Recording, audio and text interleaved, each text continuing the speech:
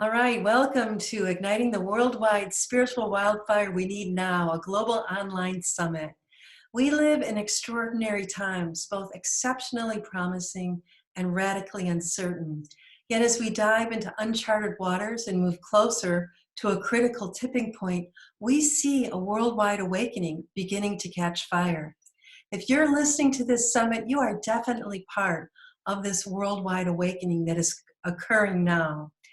In this summit, you'll hear from 24 amazing speakers who each in their own unique ways have been the way showers, the visionaries, the pioneers, leading the way to the paradigm shift that is unfolding now. This summit offers inspiration, healing, and empowering practical tools to anyone who is ready to courageously use their own light to help spread this worldwide spiritual wildfire. Together, we can create a new world based in compassion, wisdom, justice, and joy. My name is Joan D'Argo, and I am your host, creator, and producer of the Spiritual Wildfire Summit, and I want to extend a warm welcome to all of you. Thank you so much for registering for this summit. Today, I'm excited, honored, and really grateful to interview Aurora Farber. Let me share with you a little bit about who she is. Aurora Anuka Farber is a feminine leadership coach, a spiritual guide, writer, speaker, and modern-day priestess who is on a mission to help women ignite their feminine fire, the three flames of power, love, and wisdom that are the key to awakening the new feminine evolutionary consciousness that will heal our world. She helps women burn away limiting beliefs, align with their feminine moon rhythm, and embody their mythic purpose in the world. Aurora holds honors degrees in literature and foreign language, along with a professional certification in coaching. She is a priestess initiate of the 13 Moon Mystery School, and as a temple guide mentor of the Priestess Presence Temple, she mentors women in how to create sacred space and become temple guides in their community. She is a co-author of 3 books in the New Feminine Evolutionary series, The New Feminine Evolutionary, Pioneering the Path to Prosperity, and Sacred Body Wisdom. She is also a featured writer and artist in the upcoming book, Voices of the Avalonian Priestesses. Through private coaching, online programs, women's circles, and retreats, Aurora creates sacred spaces for women to be held, witnessed, and loved exactly as they are right here, right now. Her guiding vision is a world of women claiming their creative powers, loving their body temples, and becoming beacons of fierce wisdom as they burn away archaic limiting beliefs and light the world on fire with love. Wow. Thank you so much, Aurora, for being here and sharing your wisdom and guiding us. Thank you so much. Oh, it's such an honor to be here. And yes, anything I can do to light the world on fire with love, I'm in. That's what's needed right now, right? Right. Right. So let's go ahead and begin. Share with us, what does it mean to ignite your feminine fire? Yeah. So fire, I'd love to invite, first of all, I wanted to say thank you again for having me here. From my fiery heart to your fiery heart, just allowing that feeling of warmth, of openness, of compassion, of gratitude for the opportunity to be here and to speak through this amazing technology to so many listeners out there. And so I also want to connect to the heart flame of the listeners out there, wherever you are, to ignite and to feel into the element of fire. That's fire. It has its own vibration. And so it has to do with creating, bringing light. If you think about it, before we had electricity, we only had moonlight and sunlight.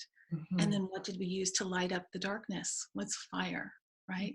Right. So I want to connect with that element of fire, because whatever caused our listeners here to click on this interview, there's something inside of them. There's a spark, even if it's very small and dim, of fire that's wanting to be ignited.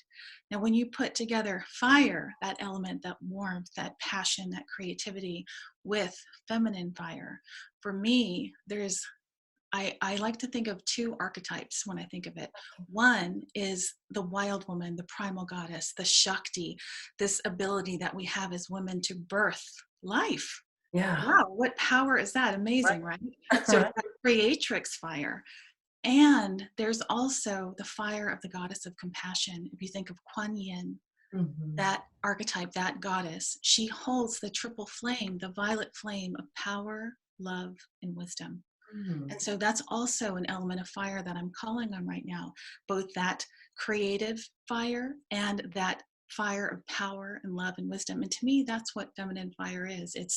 It's that ability to create with these three flames: power, love, and wisdom. Mm. In our world today, we see a lot of creating, and our masculine consciousness has helped birth so many advances in our world, but it's come at a cost of tapping in to those other two flames of love and wisdom, Ah, right? yeah.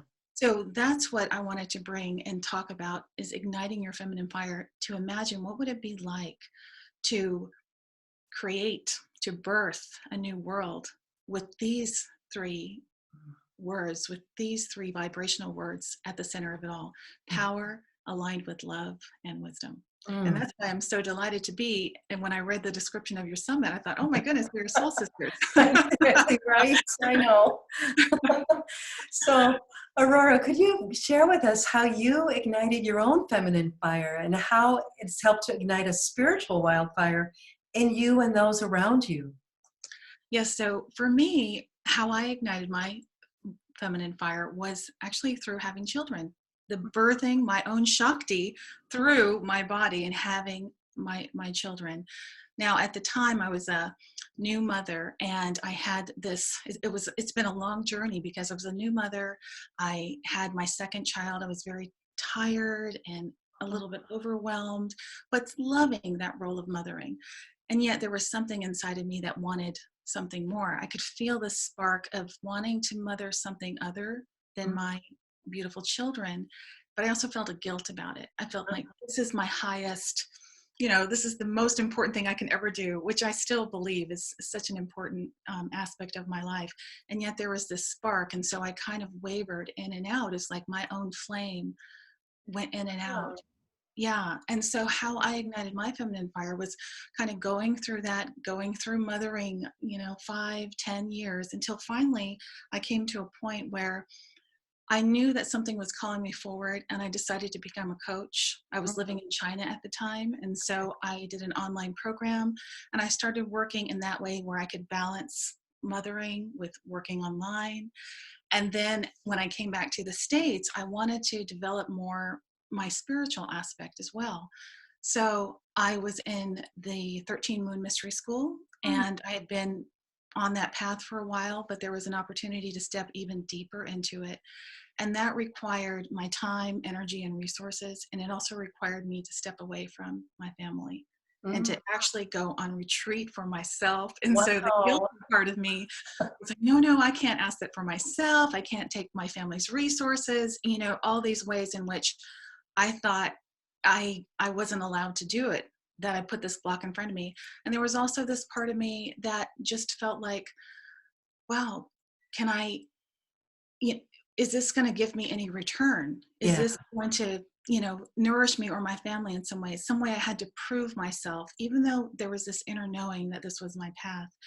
And Mhm. so it was during that retreat that I met my friend and publisher, Jane Ashley, who invited Wow. me to contribute to a book. And I love to write. I've always wanted to write. Um, and she asked me, and I was delighted. I said, yes. And what's it called? And she said, it's called The New Feminine Evolutionary. And I was like, wow, that's amazing. Like, I could feel what a great title. And I was inspired. And then I came to write, and I thought, well, what do I have to say about being a new feminine evolutionary? Like, what actually is it? But Yeah. it came in such perfect timing. It came in 2017, right in the rise in the Me Too movement of the Women's March. And there was this sense, not just in me, but I think collectively, of wanting to do something, wanting to make a change. Yeah. And so I took that writing container of that book, The New Feminine Evolutionary, and I sat with it. And my small self kept going, you don't really have anything to say. What do you have to say? You're a revolutionary. You're a mother. I started to write, and I realized that motherhood has been my path of evolution. Being a mom has made me a stronger, more loving, and a wiser woman. And that's what I ended up writing about in this book, The New Feminine Evolutionary. And that's really what birthed my business forward and Wow. what has caused me to carry the torch of feminine fire. Wow, that is just amazing. And that has so much to do with you really listening to that deep knowing inside, even when the small self was saying, oh, no, no, no. And actually, taking that retreat and then meeting the woman who is so key to Yeah, your process, that has such a testimony to really believing in ourselves, right? absolutely. And it's those, I always call them breadcrumbs. It's taking the initiative when you're given the breadcrumb along the way to actually go and step forward and then look for the next one. That's something that we're not taught. We're taught that we need to know the path, we need the map, or at least the GPS. We Right. need to know point A and point B. But in the feminine consciousness, it's about the ability to dance in the mystery. It's about Mhm. not only the ability to follow the breadcrumbs, but the joy in it. It's an adventure. Mhm. When we can shift our paradigm from looking at the unknown or the darkness Yeah. as something to be feared because we can't control it, and instead use it as an opportunity to listen more deeply to our spirit and what is desiring to be birthed through us, then the dance and the mystery becomes a delight. Oh, that's beautiful, because isn't that really counter to the way so many of us have been trained, or that the culture trains us to actually find that joy in the dance and the mystery that makes it so much more um, doable and more trust, right? Right. And it does, absolutely. It develops trust. It's kind of a catch-22. You have to trust in order to make the step forward. Okay, And right. as you step forward, you begin to trust more. That Yeah. it's a way in which you begin not just to trust the path, but your ability to know where to go, your ability to find your way in the darkness. Hmm. So in a way, it strengthens your own inner confidence. Mm, that's beautiful. Thank you. Mhm. So you're a co-author in that series that we talked about, the New Feminine Evolutionary books. And in your chapter, She Who Holds, which I love the name of that chapter, you describe 5 transmissions you received as you wrote, and discovered that motherhood has been the path of your feminine evolution, as you talk about, making you a stronger, wiser, and more loving woman. How can claiming the 5 truths help us ignite our feminine fires? Tell us a little bit more about that. Yeah. Yeah, so as I mentioned, I went into this project with my eyes open in the dark because I didn't really know what a new feminine evolutionary was.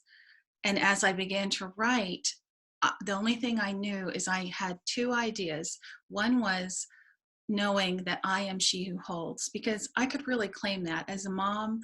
I know how to hold. I know how to hold my child when he's sick, or when my daughter, is in need. I know how to hold. I can even hold too much. If someone needs something from me, I know how to hold. It's that sense of so many mothers that we tend to hold too much because we can take it and we're capable and strong, but we do it at the expense of our own exhaustion and our own vitality sometimes. Yeah. So I knew that that's where I was going to write about that. And my publisher suggested that I write what my edge was. And I invite any of our listeners, if they're kind of curious as to what is that next step in the darkness, Yeah. to tune in and ask, okay, what's really scary? What do I not trust? What is uncomfortable, is a little edgy for me? And for me, it was this idea of leaving my family. It was this idea that if I leave, everything is going to fall apart Yeah. because I'm key to everything. I really had this belief that my Right. kids would starve and I just had this idea that I really had to hold everything together, and without me, my family wouldn't be able to function in a way that, you know, was healthy. And, there's a little bit of a control in that as well, because Mhm. to be a certain way. And so my edge was this: I knew that I am she who holds, but did I believe that I am she who is held? Oh, beautiful. Yes. Wow. Did I believe that I could leave and I would be held? Like, I would be held by the divine, I would be held by my husband, I would Mm, even be held by my children who wanted this for me as well. Did yeah. I believe would I be held by the women I was going to meet on this retreat? I had Wow. to really trust in that. And so I went into the writing project just knowing that intuitively I'm writing about this. And then as I began to write, I like to write in an embodied way. So I imagine, what is it like to hold? And so I remembered that first time that I held my daughter in my arms. Mm, And I had been wanting a daughter since I was 23 years old. I had already named her when I wow. was in Turkey traveling on the Bosphorus River. And I had also written a song about her. And so Wow. that moment of holding it was an expression of my power, my love, my wisdom, like the thing that I wanted so much so many years ago, that I actually could hold her in my arms. It was so empowering. And so I wrote that. And then I thought, okay, well, how am I held? How am I held? I didn't really believe I was held. And then it came to me intuitively, ah, you had a miscarriage. Oh, Remember when you had a miscarriage, because and that's how it became a path of motherhood. I didn't realize when I started to write, but I tapped back into that miscarriage. I have a little memory box of that miscarriage, okay. because I was in such grief. And in our society, miscarriages often aren't looked at as something to spend time grieving over. Right. You can be sad, but you can have another baby.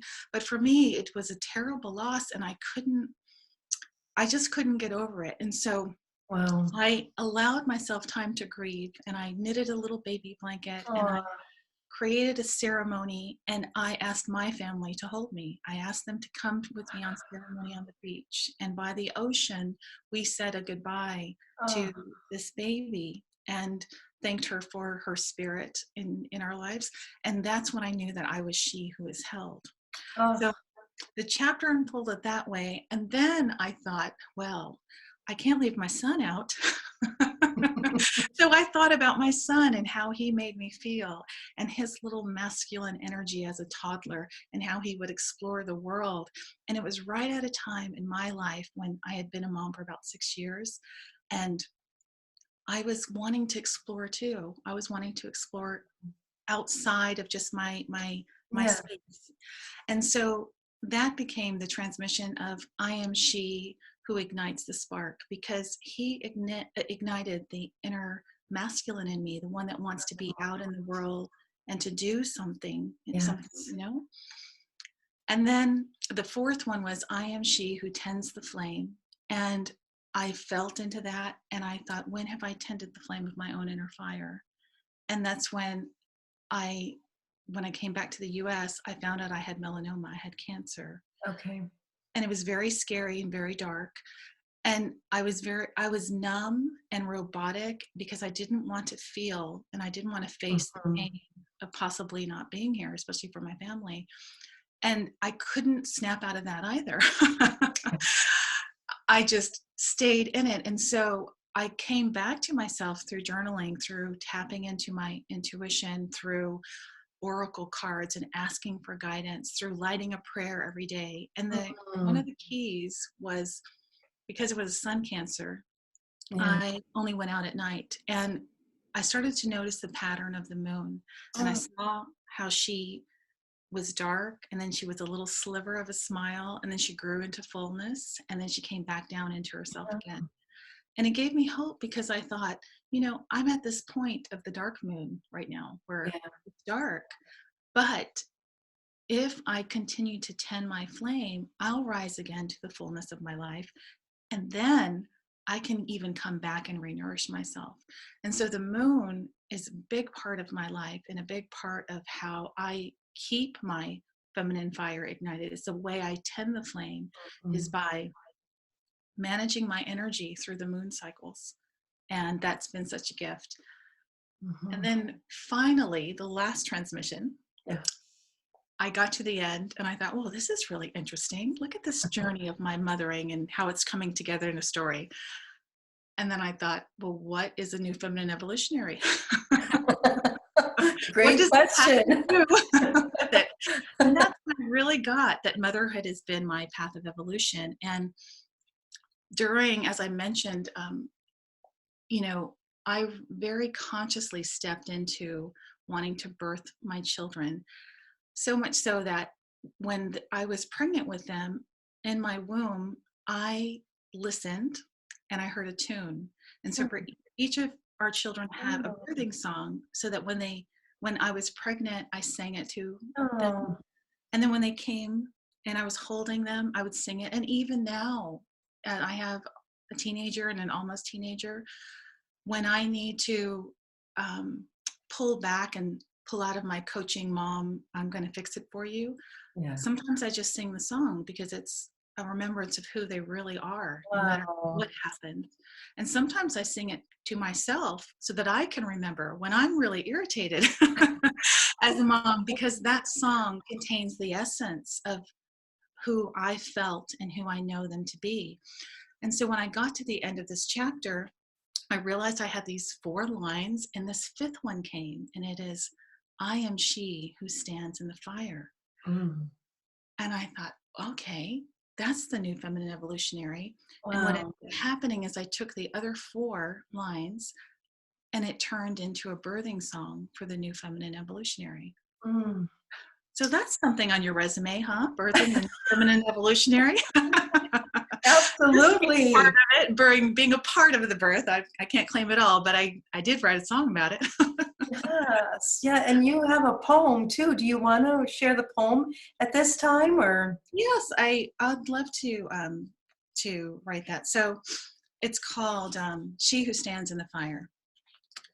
I am here now, pregnant this time with possibility. A new world awaits, feminine energy rising, swirling, expanding, the old system crumbling, a world in chaos. From the ashes, a new song of sisterhood arises, a remembrance of our power, love, and wisdom. A fire now lit in our hearts, flaming through our bodies, alchemizing all into love. Sisters everywhere, burning down all that no longer serves, birthing a new paradigm together. We forge a new world, a world ablaze with feminine fire. I am she who stands in the fire. Mm. That is one powerful poem. That is Mm, beautiful. That is power, love, and wisdom all in that poem. That is absolutely gorgeous. And I think it's what many women are really beginning to feel right now, to really stand in that fire and to tend to our fires and to be that the fierceness, of the divine feminine as we come forward. Yeah. That's yes. beautiful. Thank you so much for that.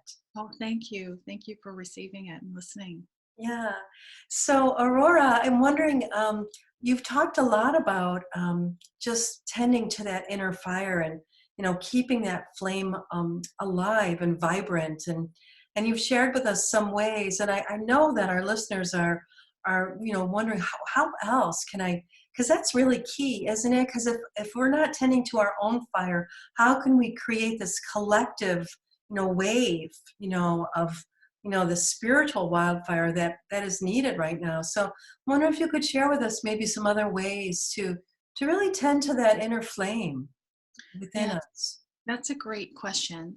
So hopefully our listeners are feeling like, ah, I can feel my fire. I can feel, the Yeah. heat, my passion, my desire to birth something, to do something, to make change in the world, right? Yeah. So how do you ignite that fire and how do you keep it blazing? I always like to talk about my 3 feminine fire secrets. Oh, good. I don't want them to be secret anymore. And the first is claiming I am she. I am he. I am a spark of the divine. Mm, I am powerful. I am love. I am wisdom. It's that way of claiming. And there's a way in which our small selves right, can have a lot of back talk to that, right? But right. to daily look into the mirror and to claim your own sacredness, your own Mm, sacred self.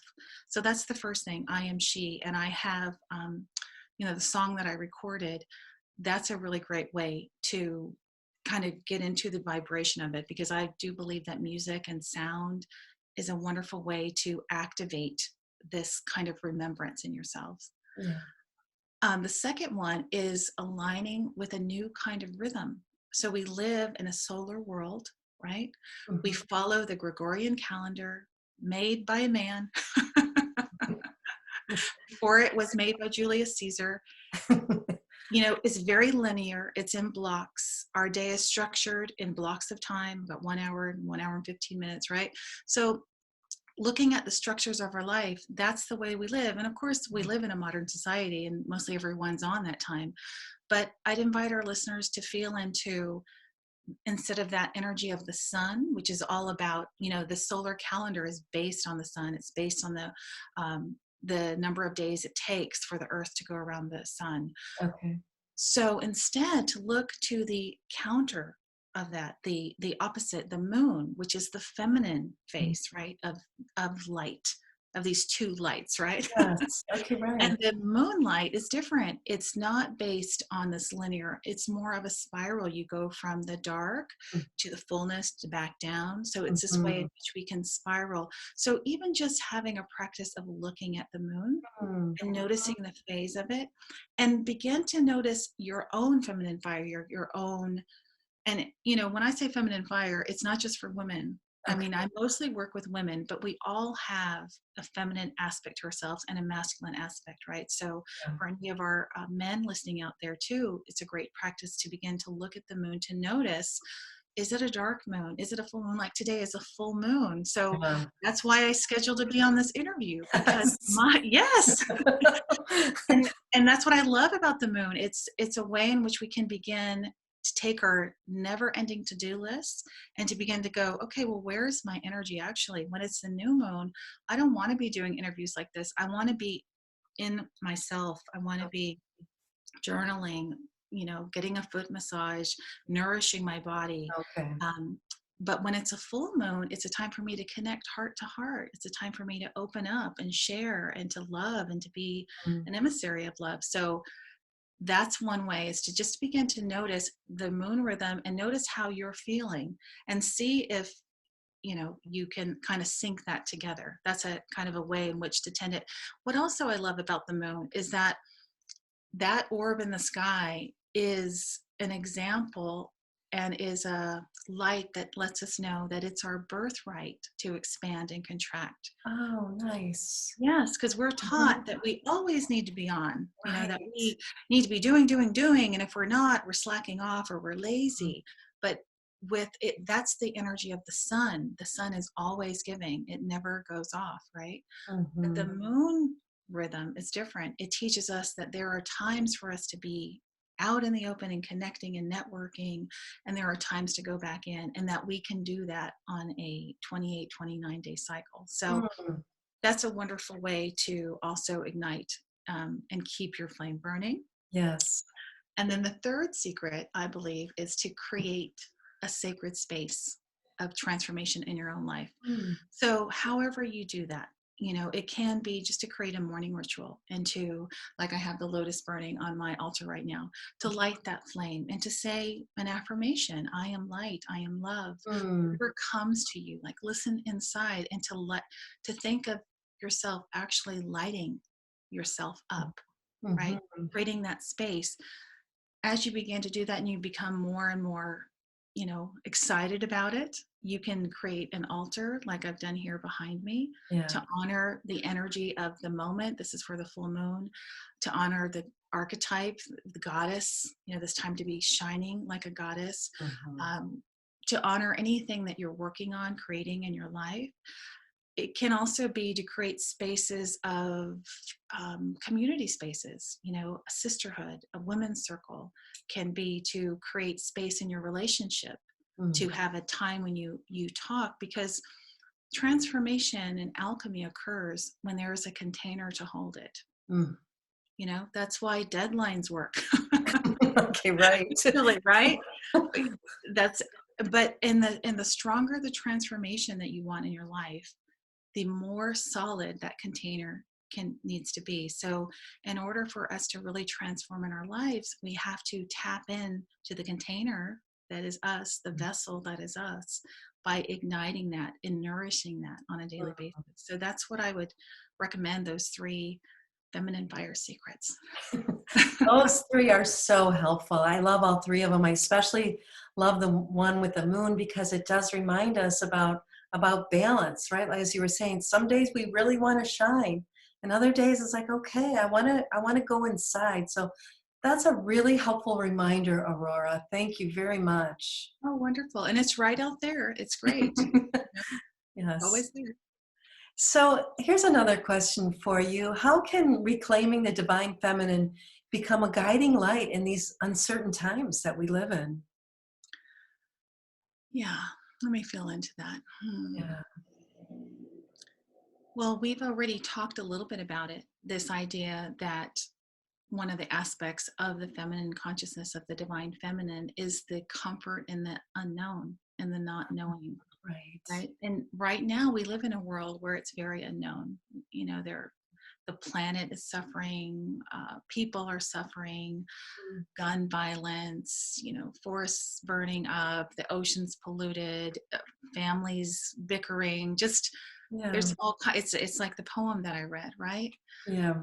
So tapping back into that aspect of our feminine, that aspect, as I said in the beginning, that has the ability to create new life, right? And Hmm. creating it from that space of power, love, and wisdom, Hmm.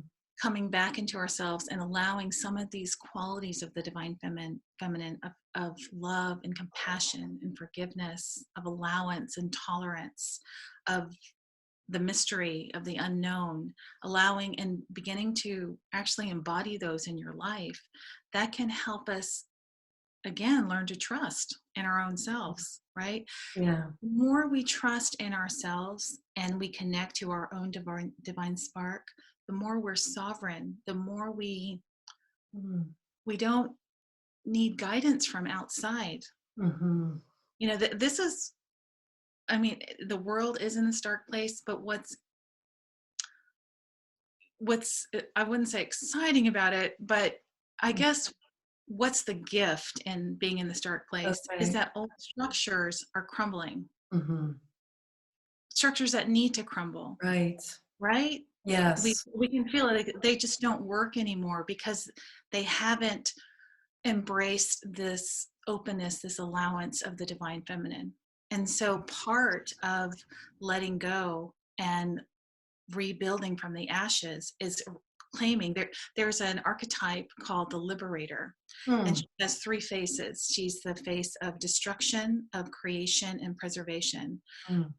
And all three of those faces are important because we, in order to create something new, we have to let go of what no longer serves. So we have to destroy it and let it go, Hmm. create something new as we preserve what was still valuable. So we're kind of at that nexus point now Mm. of, okay, what do we really want? Yeah. Yeah. Oh, that's funny. Right before we got on this call, I love to play this game. So this is a great game for your audience too. I call it DJ Oracle. And I have archetypal playlist that's part of my gift. And so I was listening to the archetypal playlist of the goddess, and I was like, okay, what do I need to know for this call? And I got the Spice Girls wannabe. And I'm like, really? Okay, I'm just going to trust it. So I turned it on, and they go, tell me what you want, what you really, really want. Just tell me what you want, what you really, really want. I want it. Right. Right. Yes. And so I'm hearing that in my head as I answer this question, because it's that time in our world to say, okay, what do we really want? What do we Yes. really value? And how can we create it from this place of sovereignty, from this place of empowerment that's not power over or trying to be power over someone to prove our worth, but from this place of this inner knowing that this is who I am, this is what I want, and I want to partner with people to Mm. really create this world, to ignite a spiritual wildfire. What a great image that is, right? Totally. Yes. Oh, I just love what you're saying because it's so true. I feel it too, that the times are really calling for us to dream big and to really ask for what it is, what we want, like you said. And I know this poem by Rumi, I'm not totally, saying it right, but don't go back to sleep. Yeah. Ask for what we really want. And then like you said too, to hold that vision, right? But also to be in that mystery, to really trust, right? And that's kind of a not a necessarily a comfortable place for us humans to be, but we're learning it, right? Right. We're Yeah, not used to it, but that's why even, following the moon cycle, that's a great example of that because yeah. you do have to navigate in the darkness. If you think back, one of the most inspiring movies I saw recently with my children was Moana. Oh, I love that movie. Remember that? Isn't that Yes, a beautiful movie? yes. It Hmm. really speaks to our time, right? Where Yeah, she's wanting to put the heart back into yes, Tahiti, I think is the name of the island. And so if you think about those wayfinders back then, um, they would travel thousands of miles by navigating with the moon and the currents and the stars and the sun and the wind and the elements. They navigated from their own inner knowing. And this was thousands of years ago. yeah. That's really Amazing, amazing. So if they amazing. could do that then, we can do that now. They attune to nature, they attune to their own inner knowing. And so they had those moments. I can't even, I always think of that when I don't know what to do. I think about what would it be like to be in the middle of the ocean trying to get to some Yeah. island with just the light of the stars. That takes tremendous courage and tremendous faith. And yet they could do it and they could go back Wow. to the island and come back home. And Mm, so I believe we have that ability to wayfind our way and put the heart back into Tahiti. mm. Thank you. That is beautiful. Yes. So, your latest book project, Sacred Body Wisdom, is about releasing the patriarchal voices of judgment, perfection, and comparison that keep us playing small, and instead learning to listen to the feminine voices and archetypes of the four faces and phases of the moon. We've been talking about that a little bit. So, tell us more about that and how we went. We talked a little bit about that, but a little bit more about this lunar rhythm, the guidance, the inspiration, so that we can create this new world on compassion and harmony, wisdom. Anything else that you want to add to that at all? And Yeah, yeah, I'd love to. So, that was my third book in the series, and I knew what I wanted to write about. I asked by the third book, I completely trusted my intuition. yay. So I didn't even go anywhere else. I was like, okay, what am I meant to write? So I knew it. I knew that this was what I was going to write about.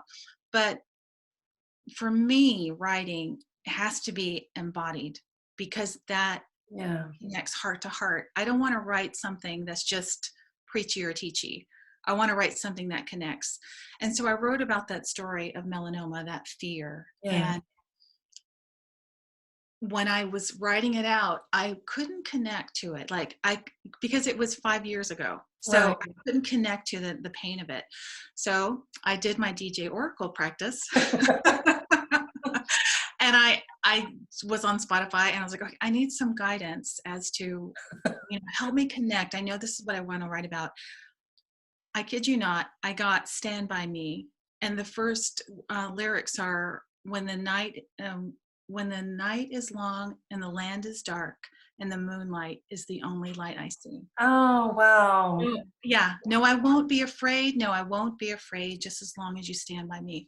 So I was listening to it. I was like, oh, that's cool, the moonlight. And then when I was singing those words, just as long as you stand by me, I started Yeah, crying wow. because in that moment, I knew that there was something I felt like my body had betrayed me. I felt like my body didn't stand by me. And so I started to connect through writing through that. And as I did, I wrote about how, you know, in this time, it was so easy to become numb for me, to shut like my body off and my emotions. Yeah. And it was so familiar. And I realized that throughout my life, I had been doing it all along. And it Mm. was because of these voices, these words that came from outside of me, like, um, get busy, you're not enough, you're too much, Right. be quiet, speak up. Um, Yeah. you're too lazy, you're too fat, you're too much. And I wrote this litany of these Hmm. phrases, and I was in tears because it was almost like a cathartic moment to actually identify and say, Yeah. I have been believing this crap my Yeah. life. Hmm. So as I sat with that, I began to think, okay, these voices have been guiding me, but now I'm awake. What Yes. voices are going to guide me now?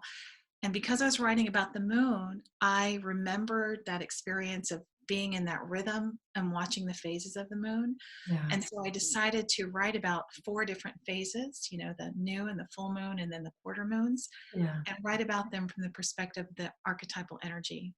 And Wow. so in that chapter, I write from the voice of the mother who says, I am here for you. I will Mm. love you always. Oh, There's nothing you can do to make me love you. So it's this voice that it isn't prescriptive. It's not, yeah. it doesn't make me want to go into comparison. It's not judgmental. And then I moved into the queen who says, you are sovereign. You are majestic. You are royal. Look at the queendom before you. What Wow. will you do? What will you choose? Where will you choose to place your sword? And what will you choose to fight for? And how will you be Mm. supported as a queen? That's another aspect of women. Sometimes we pick up the sword, but we forget we need to be supported. Yeah. And then I moved into the goddess and kind of felt into that energy. And it's like, radiant goddess, wild woman, you of the full moon, you with your beauty, connecting heart to heart with others. That part of us that's connected with others because we know we're connected with the divine. There's only one Yeah. of us here. And then I moved into the sage, which is Wow. about connecting to our inner wisdom, to connecting to that part of the moon cycle when we're going back into the darkness, and to say, okay, what can I harvest? What have I learned this moon Mm. cycle this year? To Mm. actually take the time in our busy world to write it down, or to acknowledge it, or to some way Yeah. celebrate the harvest. So I wrote that chapter with those voices because I thought women and men Yeah. need to hear a different voice than this voice that's coming from the hierarchical, patriarchal Right. structure of, okay, it served its purpose, but now it's a time if we want to stand and allow our fire and our light to shine, we need the support of those voices, of those archetypal energies. Hmm. And what's beautiful about archetypes is that archetypes carry the imprint, of a collective pattern of consciousness. So Mm. when I say mother, or if I say Mother Teresa, you automatically get a feeling, you know what mother is. Hmm. And so it's in our DNA what mother is, right? Okay. Goddess or queen or sage, you know what it is. So it's an imprinted. But what's beautiful about archetypes is they have light and shadow qualities. Hmm. So they in themselves are an opportunity for transformation. As a mother, you can have the shadow quality of overgiving, Oh, overnourishing, right. Yes. doing too much, Mhm. forgetting yourself, nourishing everyone but yourself. But you also have the light quality of loving and being unconditionally loving and supporting and nurturing. So through archetypal work, you can identify what your shadows are. And Mm. then with your fire and your intent, right, you Yeah. can raise them to whatever that gift is. And so the moon cycle in that way gives us an opportunity to both look at our shadows and to look at our Mhm. gifts and to make a choice from our Mm. sovereignty as to how we want to live. Wow, thank you. So, one thing I love about this interview with you is that you're offering us so many really practical, empowering tools that we can Oh, use to really keep the flame alive and to open up to that deep feminine wisdom and love and compassion. And I'm wondering if there was anything like one tool or that you wanted to leave with both the men and the women that are listening today, if there was something that you wanted to share, a tool that really helped them to really embody it, when they stopped listening and they got up and they just, went outside or whatever, what might that be? Well, you Yeah. had me at embody. Good one. So I think I'm going to go there. Yeah. Yeah. So when you say that, I started this conversation talking about that triple flame, the violet flame of power, love, and wisdom. So how can you embody that, right? Yeah. Connecting to your power centers. So for let's start with the heart. The most simplest thing that you can do is to connect to your heart, Mm, connect to that space of unconditional love. There's been so many scientific studies that the heart itself has its own electromagnetic field, and yeah. you can actually radiate love. I'm radiating love right now to the masses through the beauty and the magic of the internet. Just that sense of connecting to your heart and knowing that it Mm, is powerful, right? And right. imagining even with your breath to just take a breath and to, with that inhale, just imagine giving oxygen to that heart flame, that heart Mm, light, and mm, exhale, letting go of anything that doesn't serve you. So that simple tool, right? And if yes. you want to build on it and you want to go for the other two flames, I'd invite you to tap in, of course, to your intuition. So Mm, for me, that's the sixth chakra, the okay. pineal gland, right? Mhm. And the the great way to do it is while you're in your heart knowing, your heart knows the way, right? You don't have to see what's before you. And just ask if, once your heart's ignited, ask, what do I need to know? Ask Mm, DJ Oracle, play DJ Oracle, get some Oracle cards, journal, write a question and see what comes as you write. So that way of activating your intuition, yeah. igniting that light, that power center. And then the final one is your womb. And for the men, their belly, the gut wisdom, right? Okay. Dropping it down. If you think about how we manifest through the chakras, we have Mhm, an idea that comes in, right? We speak it out loud, we feel mhm, it, we begin to do things in our third chakra, in our womb. It begins to form, and then we birth it out into the world. So to bring spirit into form is mm, to actually, feel your heart, connect to your divine source, ask for guidance, and then to bring it down to the action center, to mm. create something and to bring it out into the world. So that's my very simple and not so simple answer. But the simple version is connect to those three flames of your power, love, and wisdom, to your heart, your intuition, and to your womb space, your place Mm. of creativity. So beautiful. Thank you so, so much. I just It's been a love delight this. to speak with you. Thank you so much. Yeah, so as we begin to wrap this up, do you want to share a little bit about this incredible free gift that you're offering to our listeners? Yes, so this year I had the wonderful delight to birth through this vessel a very fun online quiz. It's called the Feminine Lunar Archetype Quiz, and it has to do with those four faces and phases of the moon. So you answer a few questions, and then you discover which of those archetypal faces and phases is asking to be ignited in your life, Hmm. right, to support you. And you'll learn a little bit about the shadow aspect and the gift aspect.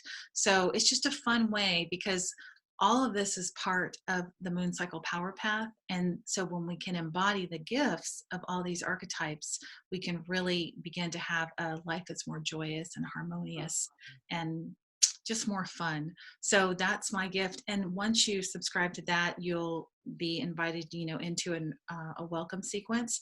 And there I have the 3 feminine fire secrets that I talked to you about. So that's a great Mhm. review. Plus some more little treats and gifts like the archetypal playlist. I have the chapter of my book, Voices in the Moonlight. I have Ah. a meditational tool. So it's just a series of emails, because I love gifts. So I think gifts ignite your feminine fire sometimes too, right? Thanks for your generosity very much. Yeah. Yeah. So Aurora, is there anything else that you would like to share with our listeners as we close? Well, let me feel into it. Yeah, take your time. Mm, I just want to give gratitude and thanks to all those who are listening and to say that there is light in the darkness Mhm. and it starts in your heart. Mm. It's in that place of your own fire, and that fire that's connected to the divine spark. And I'm just sending you prayers and love and wishes that you connect to that because the world really needs you. And we do need to start a spiritual wildfire on this planet. So thank you. And I want to also say thank you to you for having me here. It's been really a delight. And yeah, Mm. I'm thrilled to be a part of this. Well, again, many, many thanks, Aurora, for all your wisdom, the love. I can feel the love radiating out of you for sure. I know our listeners can too. So many, many thanks. Oh, thank you. All right. All love.